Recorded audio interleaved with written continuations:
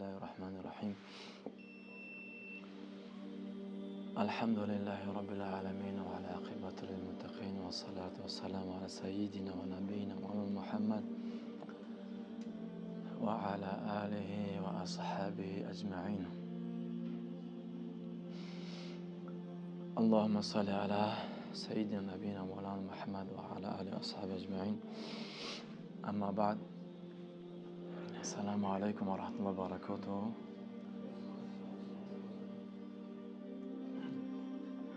الله تبارک و تعالی را بسیار سپاسگزاریم و تشکر میکنیم به خاطر تمام نعمتهاش. همه نعمتهای الله سبحانه و تعالی خاص برای ما و شما هستند تا ما و شما از این نعمتهای پروردگارمون در این حیاتمون استفاده و بر این بهره مند شویم. و ما بکم من نعمت فمن الله، هیچ نعمت شما ندارید مگر اون نعمت از جانب پروردگار است که همون نعمت الله سبحانه و تعالی برای ما و شما داده است.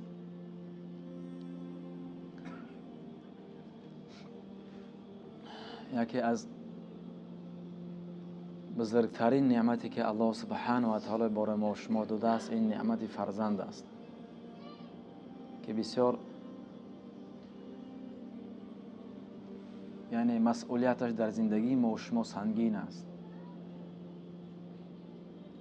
که امروزه اکثر ما و شما و یک مول ما و شما یعنی نسبت این فرزندها کوتاهی میکنیم، اهمیت نمیدیم فرزندامون و یک گویو مشغول کار دووده هستیم. اما این مسئولیت از عهده ما و شما، از این که ما و شما کار میکنیم، مهنت میکنیم، این مسئولیت سنگین از عهده ما و شما گرفته نمیشود. همه ما و شما نسبت این نعمتی که الله سبحانه و تعالی برای ما و شما داده است روز قیامت جوابگو هستیم.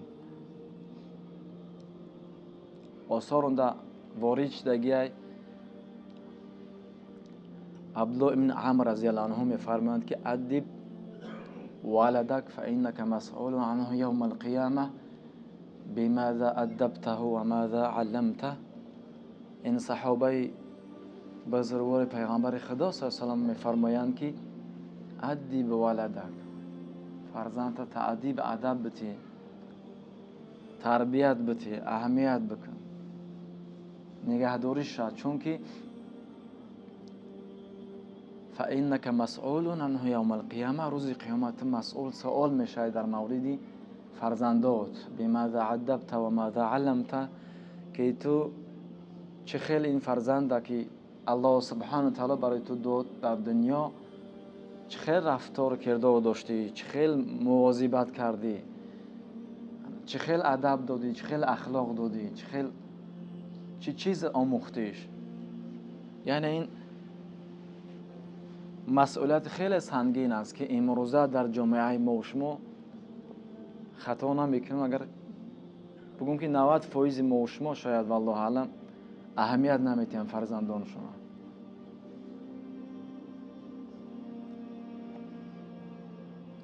در حالی که این مسئولیت خیلی سنگین است، جای هزل و شوخی بازی نیست. حیات، وقت، فرزند.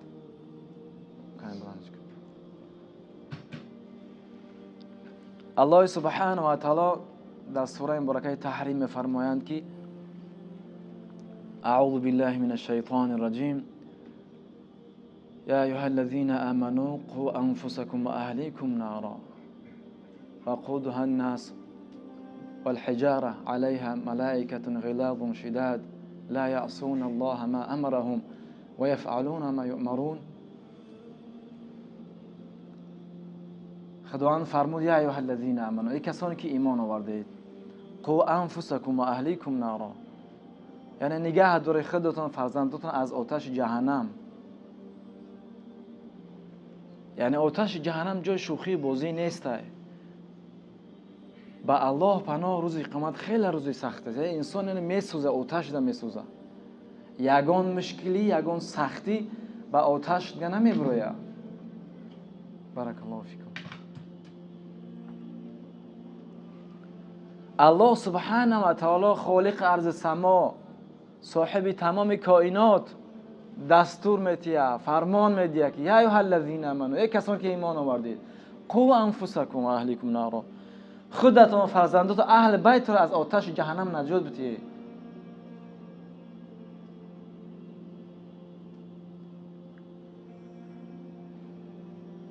وقودها الناس والحجاره، یعنی اون آتشی که اون نوری که اون آتشی که هیزم آتش از انسان سنگ است. یعنی آتش از انسان سنگ تشکیل می شود، پیدا می شود. در این دنیا آتشش از هیزم پیدا می شود، درد میگیره. هیزم خشک، چوب خشک درد میگیره، آتش پیدا می شود. روز قیامت آتش از انسان سنگ است. لا حول ولا قوة الا بالله. الله سبحانه و تعالی پناه به خودش نگهدار باشد. یعنی خیلی قیامت خیلی سخت است، آتش خیلی سخت است، آتش خار کننده، آتش نابود کننده، خار و ذلیل کننده. پناه به الله سبحانه و تعالی. بنابر همین یعنی این مسئولیت خیلی سنگین است. انسان مسلمان همیشه باید کوشش کنه، یک فکر باید باشه، بزرگترین غمش، اندوش همین باشه که چه خیلی از آتش جهنم خود فرزندش نجات بتیه. در حالی که یگان مشکلی دنیا و آتش جهنم نمیبرویه، مقایسهش که نمیشوه. پناه به الله. خب برادر عزیز، پدر مهربان، شما خیلی از این آتش جهنم خودت و فرزندت نجات میتی. آتشی که هزم آتش انسان سنگ است. علیه ملائکه، اون آتش و جهنم ملائکه‌ای دارن که محافظتش میکنن، خدمتگار هستند، غلاظ و شدید، خیلی غلاظ، خیلی درشت رفتار و کردار هستند، شدت سخت هستند، ذره رحم نداره، ذره انصاف نداره. پناه به الله. لا یعصون الله ما امرهم و یفعلون ما یؤمرون. یگان فرمان خدا را کنار نمیگذارن، هر چی که خداوند گفت همون کارو میکنه، رحم ندارن. این سخن من نیست برادران عزیز، این سخن الله سبحانه و تعالی است.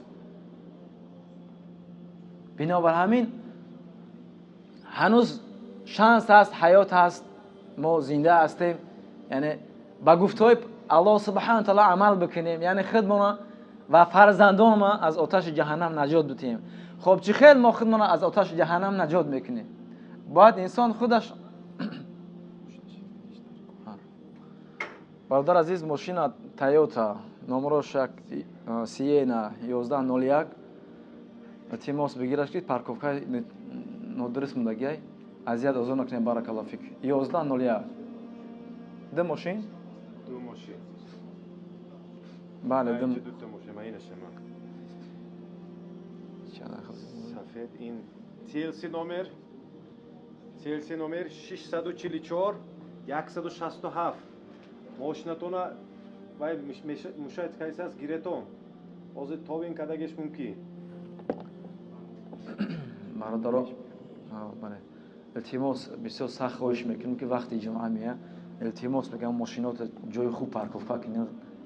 مثلا غم نتین، اذیت ازور ناس وقتی خدمت مثلا بسیار چیزایی که خداوند الهام میکنن وقتی غم میتین اما میروانه یا یکمش دیومش که باید انسان مسلمان یگان کسی ازور اذیت نرسونه. وقتی اینجا میاد همه این بیلدنی ما یعنی که بیلد ژیلای دوم انسان‌ها زندگی میکنن، یگان کار دارن، بار دارن، میبروین، میرون، راز رسم میکنی. انسان مسلمان باید اصلا باید با ادب اخلاقش نشون به اسلام نشون بده که اسلام چی، مسلمانان چی. وقتی همین ها نگاه میکنن خدا خشم شد اگان مسلمان یحترمتر مسلمان باشه، همش اکثرش مسلمان است، همه نگاه میکنه که ما چه خیر رفتار کیده بودیم. روز جمعه بیایم با مثلا هر کس بسپریدلی کنه چه خیر میشه. یعنی که اسلام و همه خود ما شما خوب میدونیم که وقتی یک انسان مسلمان یک کار اگر که ناتو کنه ندرست بکنه نه بگن همین انسان خودش کرد، میگه که اسلام همین خیلیش کنه. اما غیر اسلام اگر مسلمان چی کار کنه نمیگه که دینش همین خیلی بود. شیطان تونجا کار کرده مردم هم گمراه کرده. بنابراین التماس بسیار سخت خوش میکنم که وقتی که جمعه میای ماشین تا خشوع در جایی که پارکوفا کنه اون کس اذیت آزار نرسونه یا که بچه‌ها جمعشن راه هرس مینا وقت جمعه و غیر مسلمان میاد گذشته نمیتونه چخت میکنه. خیلی اینجا با خیل اگر راستی دیگه جو باشن میدونی مشکلی سخت میکنه او باید چخت نکنه ما راه هرس نکنیم یا که سمش کم یا توف میکنه. یعنی همه این رو و بسیار اهمیت میتین. انسان مسلمان ادب شه باید نشود. اسلام با ادب اخلاق شون بهترین دعوت سخت‌ترین مؤثرترین دعوت این اخلاق خود انسان است. یعنی زبان حال نه زبان قول، یعنی زبان پرکتیکا عمل نه زبانی و یا خیلی اهمیت التماس مثلا که هدفگا احتیاط کنیم ماشینات رو یک جور پارکوف کنیم که مثلا غم اذیت نکنه آزار نرسونه. بله انشالله همسایان ده هستن برام مقصد پارکوف کنن. خب برمیگردیم به سوی آیت قرآن. الله سبحانه و تعالی فرمود که یا ایها الذین آمنوا قوا انفسکم و اهلیکم نارا. برادر عزیز مهربان، انا روز قیامت خیلی روز سختی است. جای شوخی و هزل بازی نیست. آتش انسان میسوزه، آتشی که انسان هلاک میکنه نابود میکنه. یگان مشکلی سختی پرابلم مصیبت آتش جهنم برابر نمیشوه، نزدیک نمیشوه. خب چه خیلی انسان میتونه خودش نجات بده. انسان خودش از آتش جهنم فقط با تقوا نجات میده. هر چیزی که الله سبحانه و تعالی گفت که انجام دادن، از نماز و روزه و زکات و خوبی و اعمال محبت اخلاص و تربیت و تعلیم خیرخواهی اصلاح، یعنی هر عملی که الله سبحانه و تعالی دستور داد انجام دادن و از هر کاری که الله سبحانه و تعالی منع کرد انجام ندی، کار نکن، این کار نکرد نکردن. همین از تقوا دیگر. یک روز از حضرت عمر فاروق رضی الله عنه فرمودن که پرسیدن که تقوا یعنی چی؟ فرمود که وقتی که شما راه میروین راه پری مول از خور است، شما چقدر راه میری در حالی که پایلیش هم هستی کفش هم نداره. وقتی راه میری پات هم میگذاری نگاه میکنی یگان خور نغلطه تو جان عذاب بکشه، نه درد بکشه. نگاه کرده پا را اونجا میگذاری که خور نیسته. همین خیلی نگاه کرده احتیاط کرده، همین خیلی انسان در زندگیش احتیاط کرده از محرمات خداوند دور میگریزه. هر چیز خداوند حرام کرد میگریزه. نگاه کرده احتیاط کرده زندگی میکنه. این تقوا. یعنی انسان به سبب تقوا خودش از آتش جهنم نجات میده. و همین خیلی فرزنداشو تربیت تعلیم کردن، متقی کردن، موحد کردن، ادب اخلاق علم. حضرت علی رضی الله عنه در همین راستا میفرمایند که حضرت علی رضی الله عنه ما میفهمیم چقدر مرد که یعنی مرد بزرگوار و مرد تاریخی بود.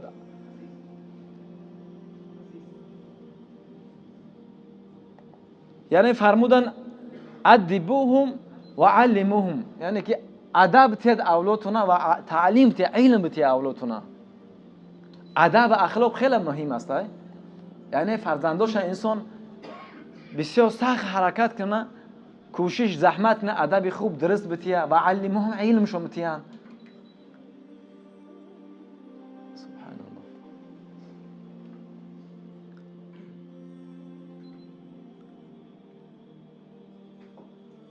پناه به الله یعنی که از جهالت یعنی علم دادن مینیمم، یعنی که علم اصلا علم نافیه دادن انسان فرزندو را در گردن پدر مادر فرض است که انا علم نافیه شو بتیان، علم منفعت دار، انا که علم های به منفعت دار یا که فایده نه آور که بسیار مردم همین خطا بسیار مردم ما و شما همین خطا را میکنن.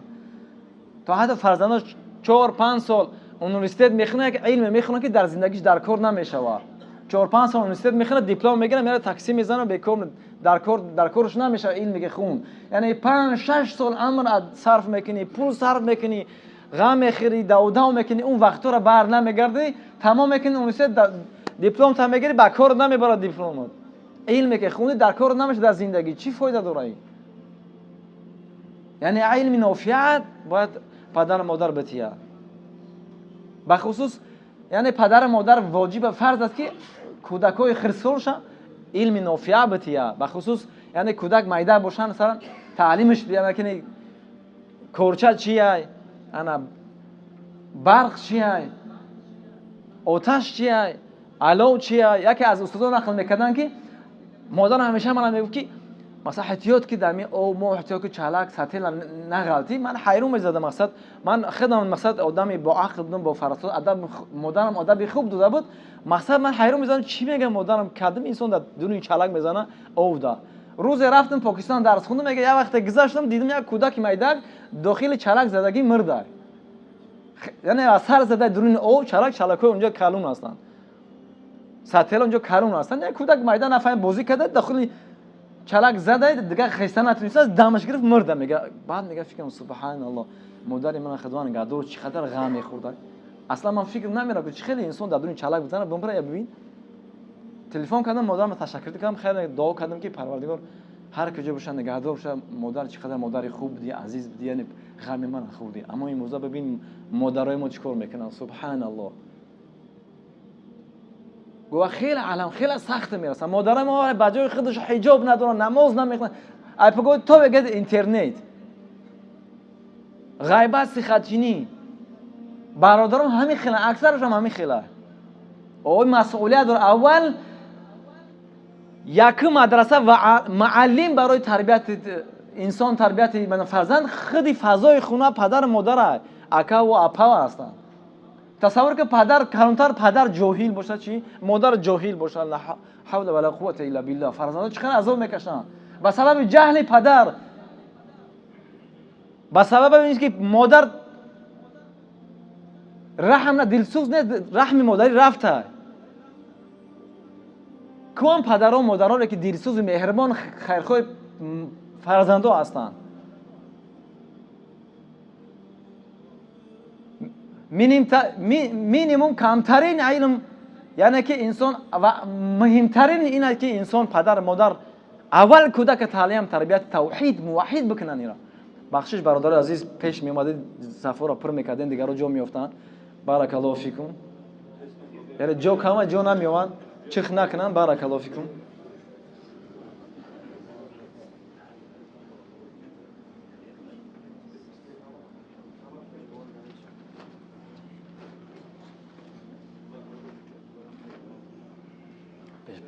بارک الله فیکم یعنی ما شما حرکت کنیم که یعنی اولین کلمه ای که به فرزندان تعلیم میتیم یا که یکم کلمه ای که فرزندای ما شما باید یعنی که بگوان اون کلمه بود کلمه توحید لا اله الا الله باید باشه تلقین شو کنیم تربیت شو بدیم نشون شو بدیم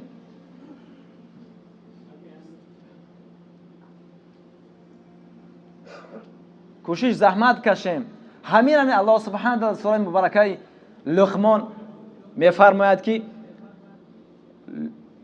اعوذ بالله من الشیطان الرجیم و اذ قال لقمان لابنه وهو يعظه يا بني لا تشرك بالله ان الشرك لظلم عظیم لقمان حکیم رحمت الله علیه بعضی میگم پیغمبر بود اولین چیزی که نشون میده و خداوند تبارک تعالی ما و شما تعلیم داده قرآن کریم که باید توحید باشه و کودک باید موحد بکنیم و از شرک بزرگترین گناه و از ظلم و جرم بزرگترین شرک کفر باید ما شما تعلیم و تربیت شو بدیم این وظیفه پدر مادر است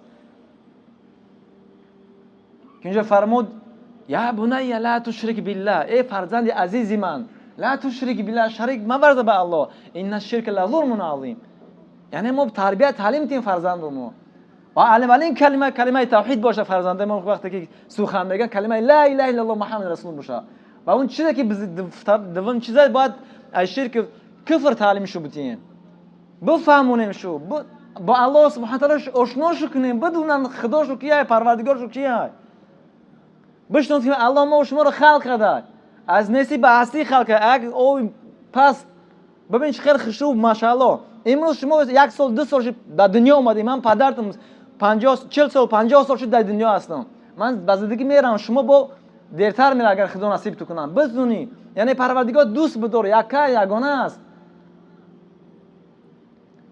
مهربان است، رحیم است، غفور است، ستار است، دستگیر است، کمک کننده است، رازق رزاق است. در سختی دستگیریت میکنه، کمک میکنه، یاردم میکنه. خدا را دوست بدار، خدا عبادت که الله سبحانه و تعالی. ای شرک کفر نگاه پرهیز بکن. بزرگترین جرم و گناه و معصیت این و ظلم بزرگترین این شرک به خدا است که فهمیدن در که خدمت شرک بعد به کفر چی است، خطرناک است.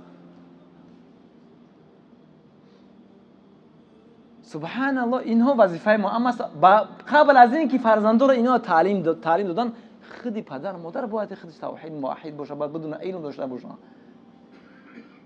پدر مادر وقت جاهل باشن سبحان الله چی میشه فرزند؟ یا جاهل کلانتر باشه به سبب جهل پدر مادر چقدر کودکای ما شما ثمرای دل ما شما عذاب میکشند، در دنیا دچار مشکلی سختی در قیامت سخت گرفتار سختی ها میشوند.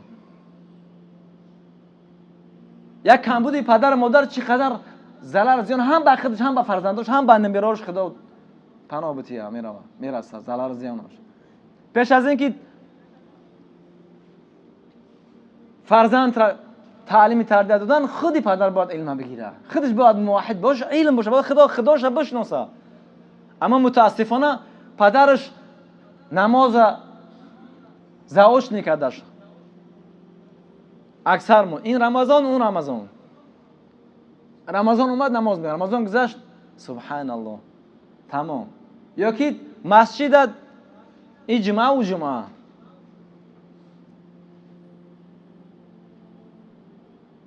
چه خیلی میخوای که فرزندا در آینده یعنی که در دنیا عذاب نکشن. چه خیلی وقتم چی فکر منی چی که فرزندان در دنیا یعنی با سواد باشن، با دانش باشن، با اخلاق باشن، با ادب باشن. وقتی خود این کم بودو منی چه خیلی فرزند نگاه میکنی که فقط در جامعه مثلا نرکمه نشوه، دزد نشوه، غر نشوه، در حالی که خود پدرش نزدیکترین به اون دلت نسوخت. مادر عزیزی که شب تا بگوید سریال تماشا میکنی، در اینترنت گولیت میکنی، چی یاد میگیره فرزند؟ دختر مادری حجاب نده، نماز نمیخونه، همه لخته. سبحان الله چی جواب داره روز قیامت؟ اول پدرها جواب میتونن، زنش باید نگاه وظیفه داره که همسرش باید نگاه داره، باید نگاه کنه که همسرش باید حجاب رعایت کنه، نمازش بخونه. این یعنی آدم بودن چیزی آسون نیست، سخت جوابگویی داره روز قیامت. ابوبکر صدیق رضی الله عنه، عمر رضی الله عنه، یعنی بزرگترین مردان تاریخ انسانیت که ابوبکر صدیق رضی الله عنه بعد از پیغمبر رو یکم رقم اول میزنه در زندگیش، یعنی در سند و دیپلم بهشتی را ای محمد رسول الله گرفته بود. بازم میترسید، نمیگم من بهشتیم تمام. همسرم چیکار میکنه کدام گیر، فرزندم چیکار نه میترسید، باز زیادتر میترسید. میگم که تا زمانی که یک قدم در داخل بهشت است، یک قدم دیگر در بیرون بهشت، باز من میترسم که پروردگارم امتحانم نکنه. انسانگری آسون نیست، مسئولیت سنگینه در عهده ما و شما. برادران عزیز، پدران عزیز، بیدار شدن در کار. روز قیامت خیلی سخت است. حضرت ابوبکر صدیق میگه ای کاش که گیاه میشدم، علف میشدم، حیوانا میخوردنم تمام نیست نبود میشدم. اوه چی جواب میتیم روز قیامت. حضرت عمر فاروق همین خیلی میشه، سخنش همین بود. اولین مکتب و مربی و معلم برای فرزندان پدر و مادر خود چه؟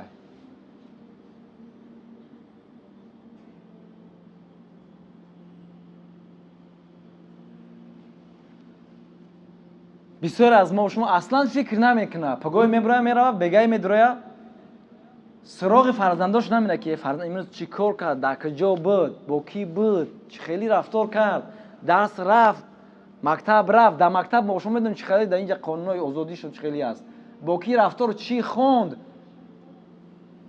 اون زکانایی که ما شما میدونیم قوم لوط پناه به الله هزار یک قانون قایدون رفت ماشین درمد کار کرد اومد خانه اصلا فکر نمیکنه که سبحان الله این فرزند است.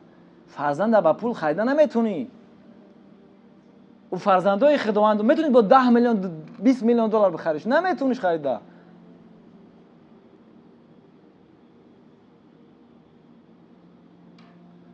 مسئولیت خیلی سخته در عهده ما و شما.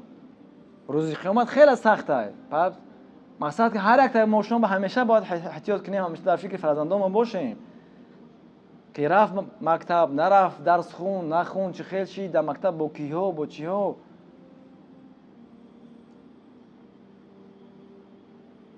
کنترل کن در کارای، یاردم کن در کار، در درساشون با اونها بازی کن، مهر محبت کن در کارای. تو فرزندان مثلا ما را دوست بدارن، هر چی در درون هست قایلشان بگن، بجا نکنن، بترسانه. دست دود میزنی فرام این خیلی تمام درست نیست دست لوچ کردن به کودک، دود زدن. یگانه چیزی که هست شریعت اجازه دادگی اون وقتی که ترک نماز بکنه که پیغمبر الله صلی الله علیه و در راستای تربیت تعلیم فرزندان گفت و امر اهلکم بالصلاه و هم ابناء سبع، یعنی که دستور بده فرزندات با نماز خواندن وقتی که یا 7 ساله هستند، اما وقتی که 10 ساله شد وضربوهم، یعنی که بزنشون وقتی که نماز ترک بکنن. زدن خیلی زدن روی که سخت نه، برای احتیاط کردن نگاه کردن. اولش اینه که پیغمبر اختیار سه چیزا میفهمیم، آخرش جمله آخرش که یعنی که جاگهوش بعد از این جدا کنه. یعنی اولین چیزی که 7 سالش دم فرزنداتون نماز نشون، نماز خوان شون، نماز بخونن، برای دستور بده نماز خونه 7 ساله. یعنی اینجا امر یعنی که سال ماه است، شمسی نیست، ماه قمری است. 70 روز پیش میاد، یعنی 70 روز کمتر از سال عید میلادی میشود. یعنی الکی فرزندای ما و شما باید نماز خون باشن، ما دستورش میکنیم که نماز بخونن. یعنی پیش از 7 سالگی شما ما الکی باید ما و شما و یا نماز نشون دادگی باشیم و یا بدون مسائل نماز چیه، فاتحه و اخلاص دیگر مثلا سوره ها و دعا را باید بدون اذیت بکنن. یعنی 7 ساله شد الکی باید نماز خون باشن. یا وقتی 10 ساله شد اگر ترک کنن، اینجا شریعت اجازه میده که مثلا تعذیبش کنن، کم کم نجات کنن. یگانه چیز همین است که احساس کنن که نماز چیز بسیار مهم است و بزرگترین و مهمترین چیز برای فرزندای ما خرد خوراک پشاکن نیست، بعد از توحید نماز است. درسته نفقه فرض است، مثلا بزرگترین و مهمترین چیز بعد از توحید نماز. باید نماز نشون شو بتین، اما پدر مادر خودشون نماز نمیدونن نماز چیه. خیانت بالای خیانت، این فرزندان امانت هستن نزد ما و شما. یعنی تربیت تعلیم ندادی، خیانت به امانت کردی. روز قیامت بعد میفهمی چیه خیانت کردن. وقت باشید ان شاء الله، خدا خواهد نصیب باشه جمعه آینده زنده باشیم خداوند ان شاء الله ادامه میتیم. در آخر الله سبحانه و تعالی درخواست میکنیم همه ما شما هدایت موفق کنه، یعنی ما را بیداری نصیب کنه، از خواب غفلت بیدارمون بکند. یعنی مسئولیت سنگینی که بر عهده داریم، یعنی ما توفیق بدیم به این مسئولیتامون، به این امانتامون، یعنی وفا بکنیم. سعادتمندی دنیا و آخرت نصیب ما و شما و فرزندانمون کند. آخر دعوانا الحمدلله رب العالمین. السلام علیکم و رحمت الله و برکاته.